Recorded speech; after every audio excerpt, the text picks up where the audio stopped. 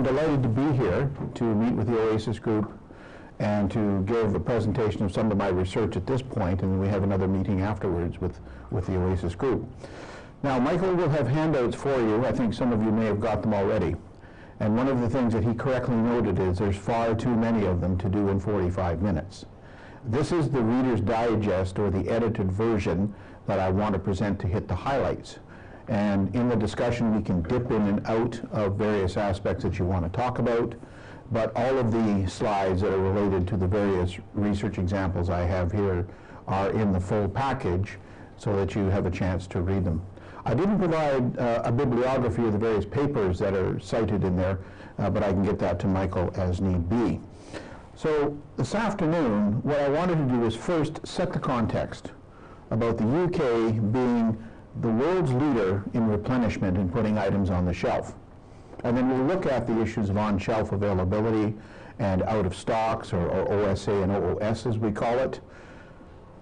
But then look at what the reality is in some of the research that I've done over the last 10 years or so, which leads me into sort of a thought on, is there a strategic disconnect between the logistics and supply chain functions and the marketing functions?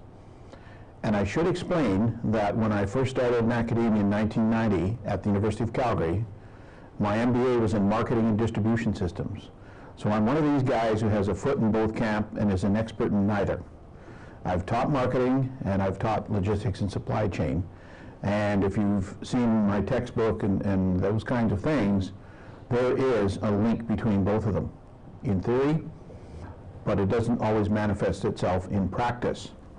And so we want to explore that, explore what I think are other areas of interest and suggestions for research, and then I want to leave you with some provocative final thoughts, because my sense is when people come out to do seminars, they should get us excited, get us going, and want to challenge orthodoxy and think of these sorts of things. So that's the agenda for this afternoon. So to start off, my good friend and former colleague John Fernie and another friend Lee Sparks, who are both in Scotland, have claimed that the UK has one of the most efficient supply chain and replenishment systems in the world, particularly in grocery. Oh yeah? I think if you go out into the stores and you can see empty shelves, you look at what goes on in relationships between grocery retailers and their suppliers, that's been documented in academic literature, as well as anecdotally by people like Joanna Blythman in her book Shopped. It doesn't always work that way. And what's really interesting, which was really timely for this, is just after Christmas, there were a couple of quotes that I said, perfect. Sets me up for the next 10 years for more research on this. Tesco, of course, did not have very good trading results over Christmas. Now, there are a number of reasons for that. Maybe they focused on the big price drop as opposed to couponing. And now if you go to Tesco's, they're just handing coupons out willy-nilly, so they're responding to what the market said. But in a perspective of that in The Guardian, Nils Pratley said what Philip Clark had said was, our diagnosis is pretty simple. We didn't have enough stock on the shelf, and at the same time, wasn't enough staff and these sorts of things. So those fit right into some of the things I've been saying for about 10 years in terms of what goes on. Then Penelope Odie in Supply Chain Standard, which is one of the practitioner magazines, also said stock availability is now near the top of any consumer wish list. And so therefore, if you're going to be successful in retailing, then that means we need to have these kinds of things. So despite John and Lee telling us that it's the best supply chain system in the world for replenishment, it still has problems, it still has issues. Having said that, if you look at any of the research by IGD, formerly the Institute of Grocery Distribution, and the availability studies that they do, availability in stores is around 98%. So what's happening? We need to kind of get behind all of these things. So where are the research gaps as we see it? Well, firstly, there's the entire retail supply chain process. We'll explore a little bit of that in a minute. But how do you measure on-shelf availability and out of stock? Everybody seems to have different measures, and the question is, what should it be? There's one of the major retailers who says if there's one item of an SKU on shelf at the end of the day, it's in stock. And I said that at a seminar back about 2008 in Hull, and somebody in the audience from the retailer said, that's a stupid measure. And I said, yes sir, it's yours. Didn't even know it. But is that correct? And should we have products on shelf at the end of the day, like produce and bread, that is not going to be saleable or of merchantable quality the next morning? So you would want to run down stocks. That would make some sense. So the whole measurement issue, there's a lot of issues there. Changes in the UK retail sector, which we have seen over the last 20-odd years, where power has moved from the manufacturers up to the retailers, and that's been well documented by many folk. But that makes a change as to what has to happen. And I'll explore that with the first research example I give you. Size of the retailer. The bigger you are, the better you're going to be able to have pricing decisions and all the rest of it. But can you keep all of the stores located? Smaller independent retailers may have better control over the issues and might be able to do a better job. What are the products of importance to the retailers versus the products of importance to us? Now this is a dichotomy in marketing, so for marketing colleagues in the audience, do consumers drive demand and tell the marketers and the companies what they want? Or do the marketers and the company tell the consumers what they think they want? Anybody have an iPad 2? You're out of luck. The iPad 3 is coming. Awful. Okay. I don't have any Apple products unless they're a Macintosh that I can chew on.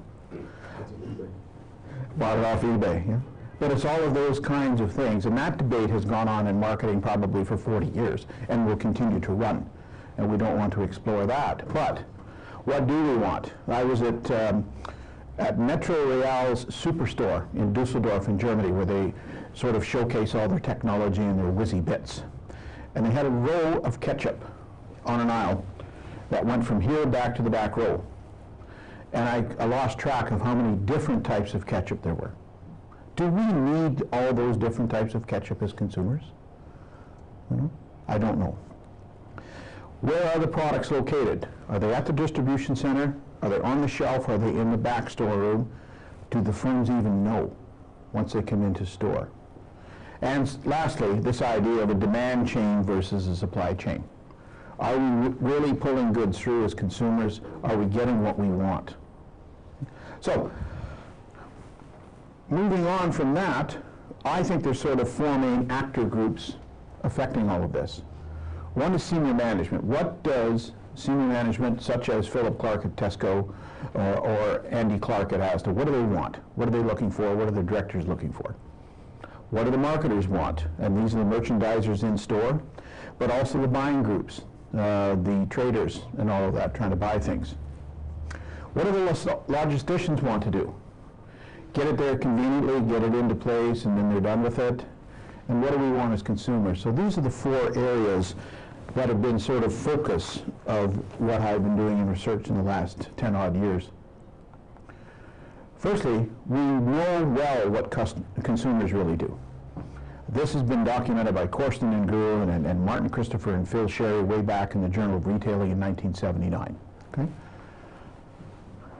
About 2/3 of them don't patronize the retailer. They vote with their feet and go elsewhere, delay the purchase, etc. Now that affects the retailer because they can't make a sale and they can't put money through their cash till. In terms of the manufacturer, though, the impact is less. And I've kind of circled the different effects for each group. 47% of consumers don't buy a particular brand. So if I'm Coca-Cola, I don't care if they buy it at Tesco or they buy it at Sainsbury, as long as they buy Coca-Cola. If they buy Pepsi, then I get annoyed. But Tesco cares very much what you buy, and they want you to buy it at Tesco. And the impact seems to be greater on the retailer than it will be on the manufacturer. So they have more to lose. We also find, for some reason, there's a decrease in availability from where it's manufactured through the distribution center till it gets to the store shelf. Now, of course, the cynics would say, well, that's retail shrinkage. Somebody's putting it in their pocket and taking it home. But it's more likely it's somewhere and nobody knows where. And it falls from around 99% at manufacture to 90 to 93% at store level. Now this is an ECR Europe statistic from 2003, so it's almost 10 years out of date. They've not updated it. And nowadays IGD seems to think that within UK it's closer to 97, 98%. So it's getting better. But the interesting thing at the time was ECR Europe said it's about 4 billion euros a year as a problem in lost sales. Now I don't know the methodology behind that. I would like to challenge it because that 4 billion probably includes, if I can't find it at Tesco, I will go buy it at Sainsbury's. So there's a double count. But even if you reduce it by 50%, still a lot of money. So what are the overall causes? And the ones that are italicized relate to marketing, in my view. Promotional activities, bog-offs, 3-for-2s, etc. We want to stimulate traffic, stimulate footfall and demand, and so we'll put a lot of things on offer. The rate of sales, how quickly are things purchased? Are there any environmental factors, beer and warm weather, for example, and those sorts of things. Inaccurate inventory records. I'm so old that when I worked at the Hudson's Bay Company in Canada, we did inventory with a piece of paper. I was in the China and Silverware department, so anything you want to know about bone china and silver plate, ask me. I've probably forgotten it. But we would count a stack of plates, put a slip of paper underneath, and that was our inventory count. And we did that during the day while the store was open. We didn't do it at night when they closed the store. And so now if someone comes up and buys 2 plates, what should you do? You lower the count on the sheet of paper. How often did that get done? Rarely. And so the Bay would find that their inventory to what they thought they had was out by 30%. Now in those days we also didn't have scanners and all the rest of it. You had a cash till which rang up in the mount and you gave somebody back the change. Okay? Very few credit cards. But that still goes on. Shrinkage we've talked about. Current statistics by Bamford at his Center for Retail Studies and Shrinkage is about 4% a year is lost in retail to the villains nicking the stuff. What about the range density? And of course this goes back to how many SKUs of ketchup do we need. The marketers seem to think we have to differentiate Heinz from everybody else and add little bits in like chili peppers, etc. Staff motivation. How do you get somebody who's on $5.50 an hour to go and stock shelves? And we had a PhD student complete a study on that. We'll talk a little bit about in terms of what went on with that. Merchandising and shelf filling. Where should it be? Eye level, pay more. Lower level, you don't. Is it in the back corner? Have they shrunk the shelf space that they're going to give you? New product introduction.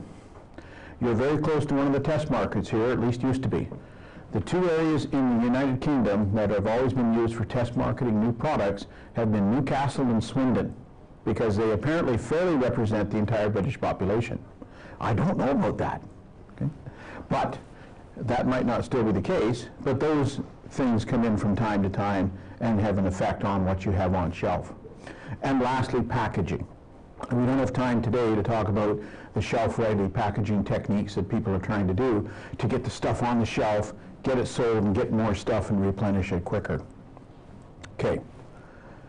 The largest area of improvement, which a number of people have documented and has been really studied well by Tonman et al. In Germany, is the last 50 yards of the last 50 meters. Back of store, out onto the shelf. In Germany, the average grocery retailer's store staff spend about 43% of their time on replenishment. But the best practice operators only spend 22% of their time, and their stockout rates are 61% lower. So they're doing something right. So some of the research examples.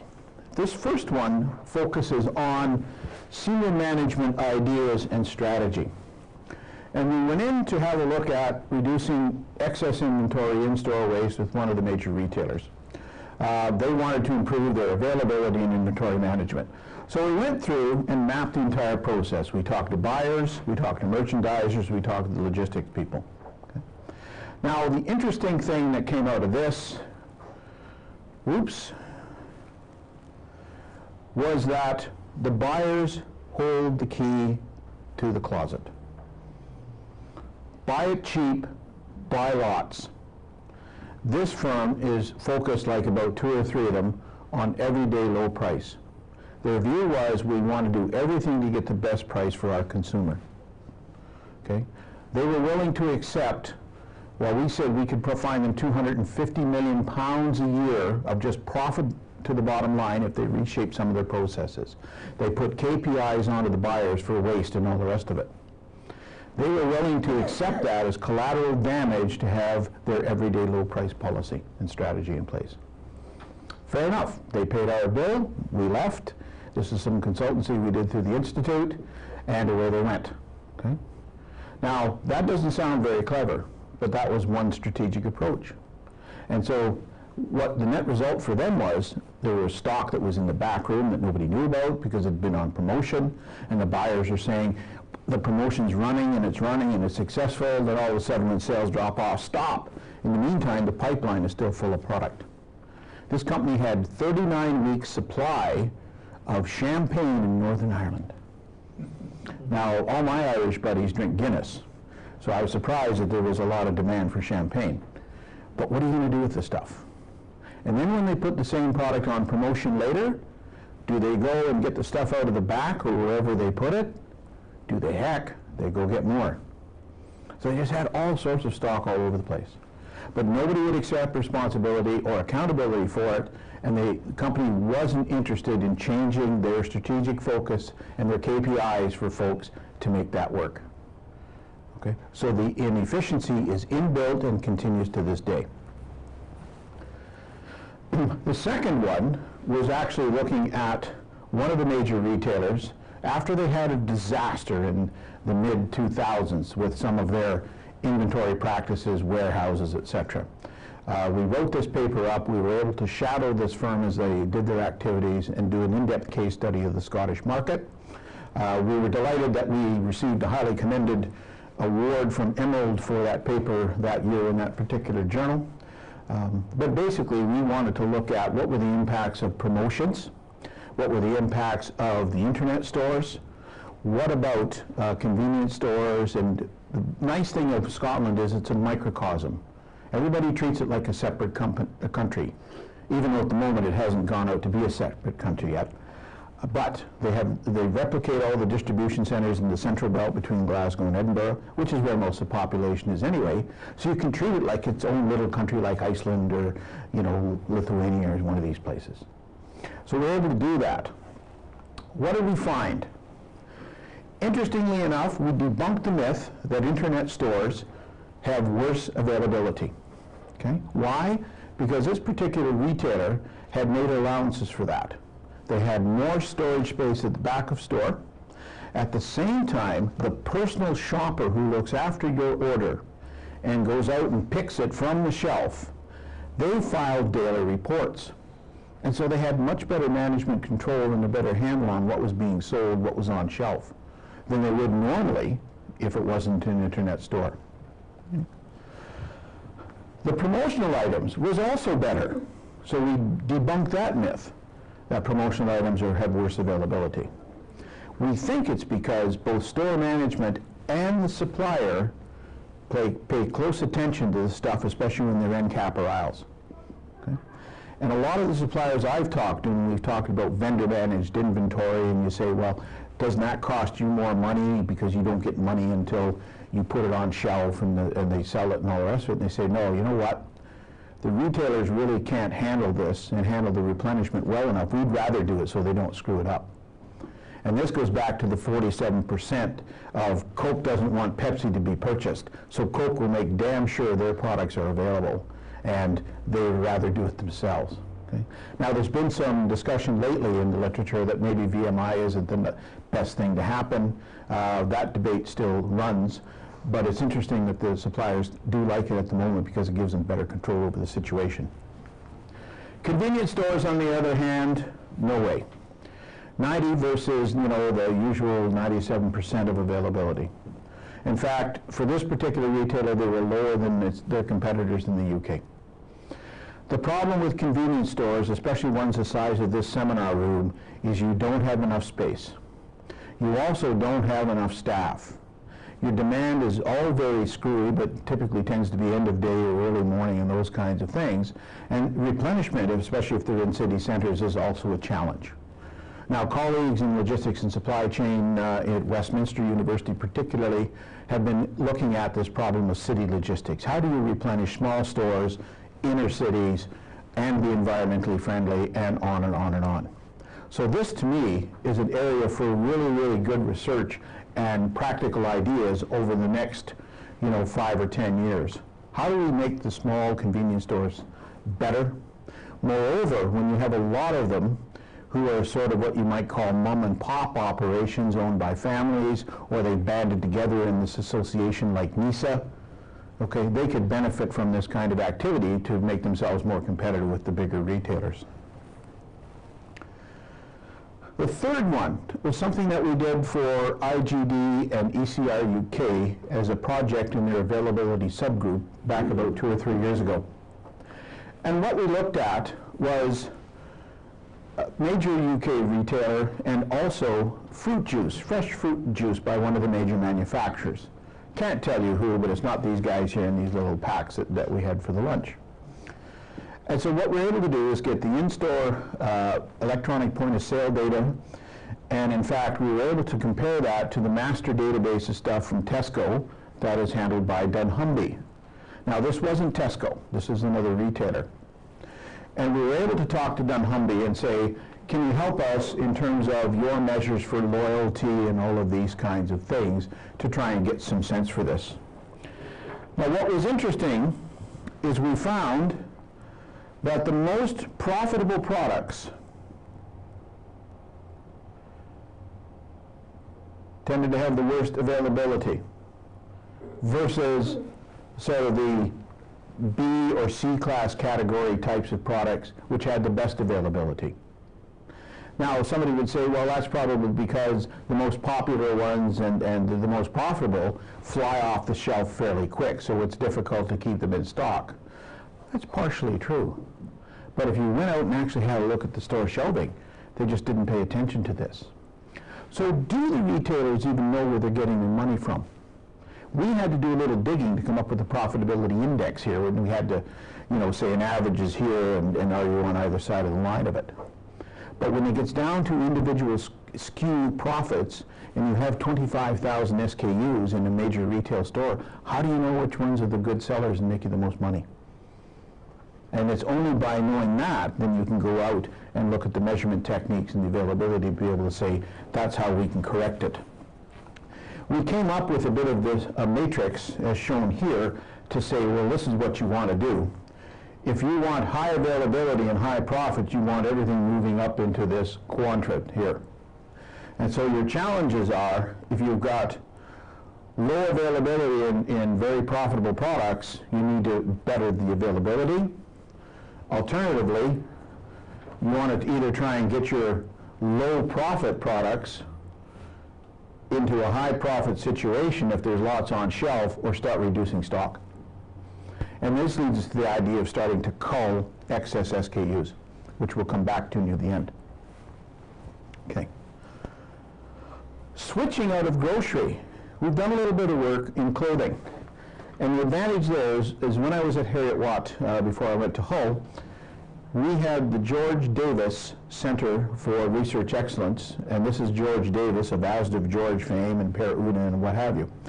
And they run a very good MSc in International Fashion Marketing, which John Purdy was involved in. So we said, hey, let's have a look at some interesting stuff here. The problem with clothing and other non-grocery items is it's much worse. Part of the reason for that is we don't go out and buy a new suit every week like we do our weekly grocery shop. So you get a volume effect, and you get a flow-through effect, which helps you on your availability. And in 2007 at the ECR UK conference, there were two folks there from the House of Fraser who described some of their problems. So what we did is we said, let's have a look then at a particular problem in a non-grocery retailer, more of a general store type of retailer, and they said, we really want to focus on back-to-school promotions, okay, for school uniforms for children. And they wanted 100% availability in certain areas. So we said, okay, that's fine. We'll have a look at that. We went to one region that were all serviced by one distribution center. The regions in the country had an availability champion to try and drive this, and so we did mystery shops, checked the UPOS database, in-store look, and all the records back at the distribution center. We interviewed staff and we did questionnaires to a whole bunch of others in the other, there's 12 stores involved, the other 11 stores. Now what did we find? Well, nobody really knew what was going on, okay? The campaign hadn't been communicated properly. You had wrong colors going to wrong locations. Now that's a tagging issue at one end. Another issue is the idea of reprocessing stock. And this is a major problem for clothing retailers. If I go and I find 4 or 5 nice dress shirts and I want to go try them on and go into the change room, and I pick one, what do I do with the other 4? Well, I can take them out and maybe try and hang them up and be a nice guy, but I'm in a hurry, so I'll just hang them here. I could leave them in the room, but then that means somebody has to go in and clean them up and get them back, and that process isn't very well done. The worst thing is, I can say I'm in a hurry, I can't try any of them on. I'm going to buy them all, take them home, and then I'm going to return the 4 that I don't want next week. In the meantime, there's a replenishment signal that goes back to the manufacturer and says we need 4 more, because Grant's gone and bought them all. Oops. And so the problems at the non-food retailers are exacerbated by the nature of demand, the ability to try things on, the fact that these are more intensive purchase decisions. We spend more time buying these things than we do buying groceries. Well, maybe not all, but the involvement level is much higher. Okay? So, at best, the availability was 80% in this retailer for their 100% back-to-school promotion availability campaign that they wanted. On average, it was about 73, and at worst, it was 63. So lots of room, lots of scope to work on that. Some other non-grocery stuff. This was an exploratory piece of work we did about 4 or 5 years ago, and in fact I replicated it again this past summer. I'm looking at the data still, but a lot of the findings we found then still hold. We went to about 20 different large retailers. We said, would you like to participate? And 16 told us to get lost, and 4 said we will. So we had a mobile phone retailer. Now this isn't one of the operators like Orange or O2. This is somebody who sells everything in every network. A bookstore, a general merchandiser, and I can tell you who they are now, it was Woolworths. Okay? We couldn't save them.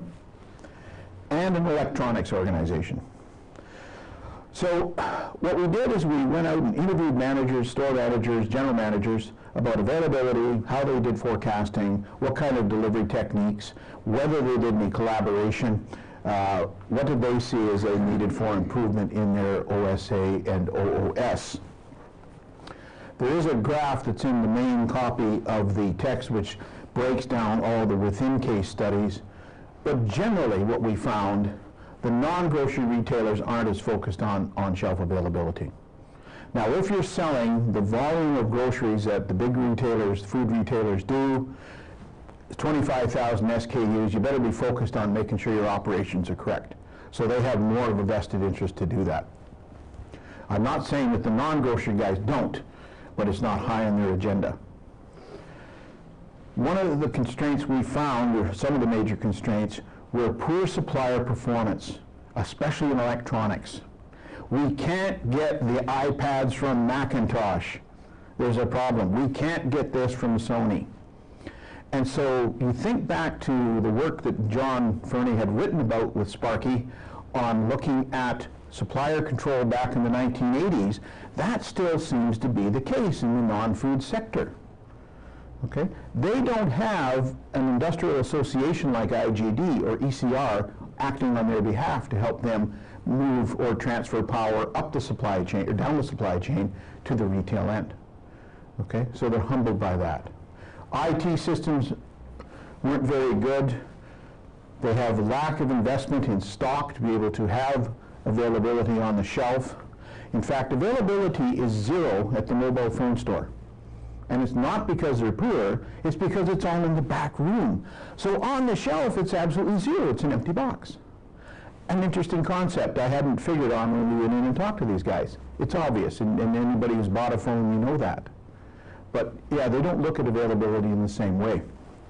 The general merchandiser, Woolworths, appeared to be ahead of the game because they were able to use some of the techniques from grocery. And I guess if you had pick and mix chocolates and candies, they probably operated on that basis. However, the merchandising, as you may remember, was a farce.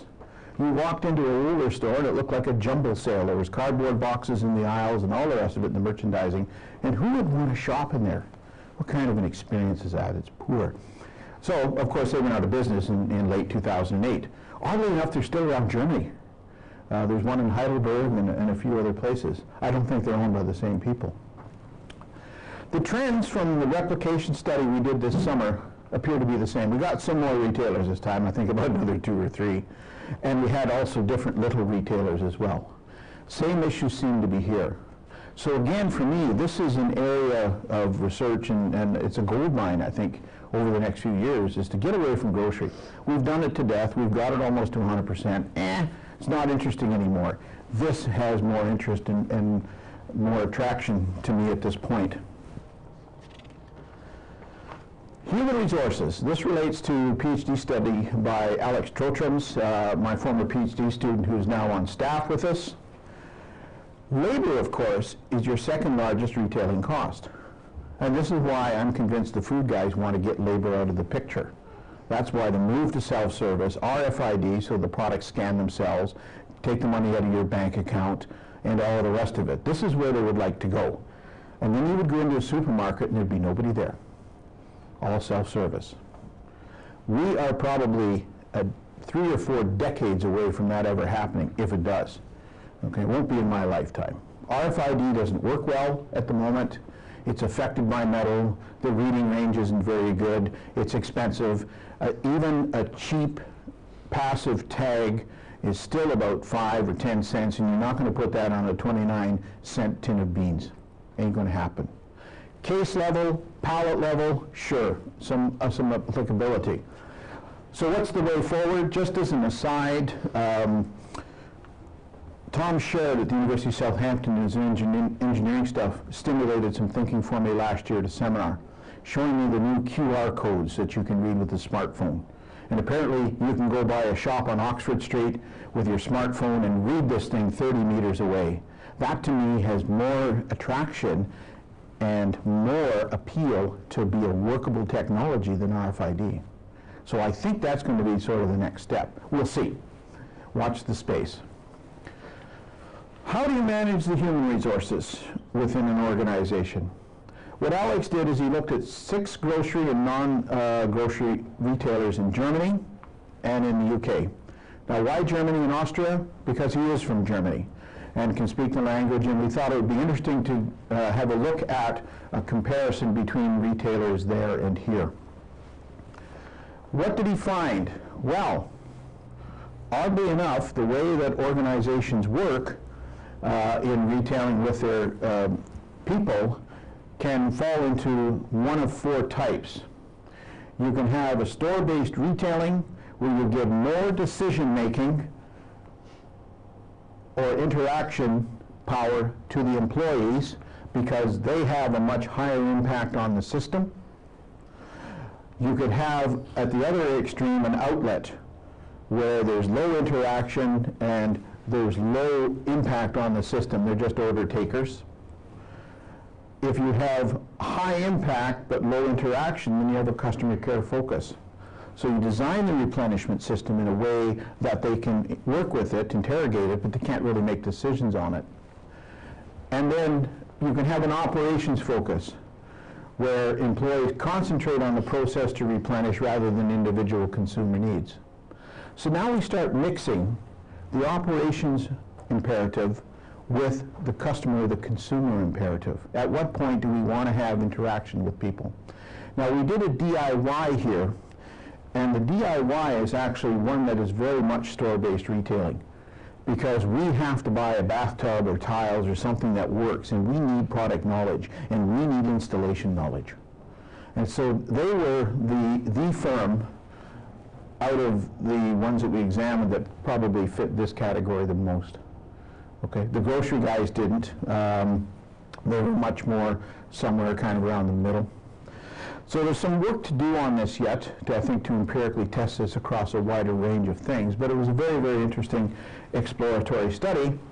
And we're delighted that his thesis was awarded an Emerald Highly Commended Award from IJPDLM last year in their doctoral research thing. So we think we're onto something here. Okay. The last one, consumer logistics. Who wants to go out and shop in weather like this? This is Austria a few years ago. Okay, so they get a bit more winter than we do. And we've done a couple of pieces of work that have been published on what do consumers want. What drove this is the fact that the definition of logistics and supply chain always says point of origin to point of consumption. And so if you sit back a bit, and this is where I get into fights with the consumer behavior people, a retail store is nothing more than a warehouse where consumers go in, pick, pack, and transport their own goods. Why it becomes critical is because now you can sit at home in your underwear at 2 in the morning and purchase things online and have it delivered. You don't have to go through the pick, pack, and transport process. So what are you as a consumer prepared to pay for that convenience? And are you aware of those issues as a consumer, of your own logistics costs? Well, not really. The first study was a bit of a disaster, because we went out and asked people this, and this was back about 4 or 5 years ago. Well, what are your logistics costs? Well, I don't know, none. Well, what about fuel in your car? Oh yeah, I guess so. Your time? Oh no, I go shopping, it doesn't matter. And so when you ask them the bullet question, how much would you pay, or are you prepared to pay, to have somebody deliver this for your convenience? Nothing, because it doesn't cost me anything. Oops. Still a finding. We got a highly commended award for the paper, notwithstanding the results were poor, but it didn't meet what we thought would be there. So we had another go at it. We're gluttons for punishment. And we said, well, okay, let's have a look at these idea of shopper logistics attributes to try and get it away from the monetization. And what we found was consumers do want convenience, and it needs to relate to what they will do in their activity and their behavior, the number of stores they visit, the number of times they want to visit them, etc. So the usual logistics availability stuff comes up. There's issues about transportation, facilitating logistics endeavors in the store to make it easy to access, easy to park, etc. So there's a lot of efficiency things here that are logistics related. Still some more work to do on this. This paper, the latest one, just came out in the Journal of Retailing and Consumer Services. And we had trouble with the reviewers. They weren't buying into this notion that consumers are logisticians. Okay, so this excites me as an area for research, because I can be provocative and go knock heads with some of the reviewers and some of the folks, like one guy at Strathclyde who said, we've had 100 years of hedonistic consumer behavior, this doesn't work. Sorry, the market and the consumers are changing. So away we go. The last one, very quickly, is the internet. Was another PhD student, and we looked at what about service quality in the internet for people. What are they looking for when we sit and buy? And you know what? We act like logisticians. So this fed into the other survey. We care about, is it available? Can we get it in a timely manner if it is? What condition is it in when we get it? And lastly, if it's in poor condition, how the hell do we get rid of it? How do you pick it up and we return it, et cetera, et cetera? The last time I looked, those were performance measures in the logistics and supply chain context. So what did we find? Yes, with the survey of consumers in the Edinburgh area, we validated sort of our preliminary thoughts on the constructs and the models. What did we find that consumers purchased mostly when we asked them, what did you purchase lately, and how was that experience relative to your expectations? The old pair of sermons, I Tom O'Berry service quality idea. CDs, flowers, books, software. That was it. If you looked at exactly what they bought in terms of furniture and clothing and what have you, not a lot of repeat purchases and all the rest of it. So commodity stuff, very convenient stuff. I don't want to go to HMV, I'd rather buy it online. Okay? I may still go out and try on the clothing and have a look at DFS for my sofa. They also considered the pure players better at fulfillment than the multi-channel retailers. So the Amazons of this world got high marks for those kinds of things. The other interesting thing is we went out afterwards and talked to logistics service providers and retailers with these findings and said, can you shed me light? Can you give us some insight? Both LSPs and retailers think that the multi-channel retailers are still learning what customer service needs are and what delivery is all about. Okay? They're not up the learning curve far enough yet. I used to track Tesco's internet business versus their main business because they always tell you it's increasing rapidly. It is, but so are the other sales, and they went pari passu. It always seemed to average out about between 3 and 4% of total sales was internet sales. So internet sales, Tesco uses them as a complementary channel, have not displaced sales in store, at least for those kinds of products. Will they? Don't know. Something to think about. Why are pure players better? That's all they've got. If they don't fulfill your order, there's no storefront, there's no place to take it back, there's nowhere to complain, people will stop buying them. Empire Direct, ring a bell? They're gone. And in fact, I bought a refrigerator from them back in 2002 in Edinburgh and had a wonderful customer service experience. The delivery guy brought it in, took all the packaging away, helped offload it and put it in place. Okay, so I don't know what happened, but maybe they just got beat up by John Lewis and some of the other multi-channel guys.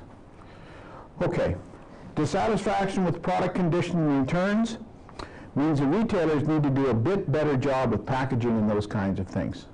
Okay? All right. General conclusions.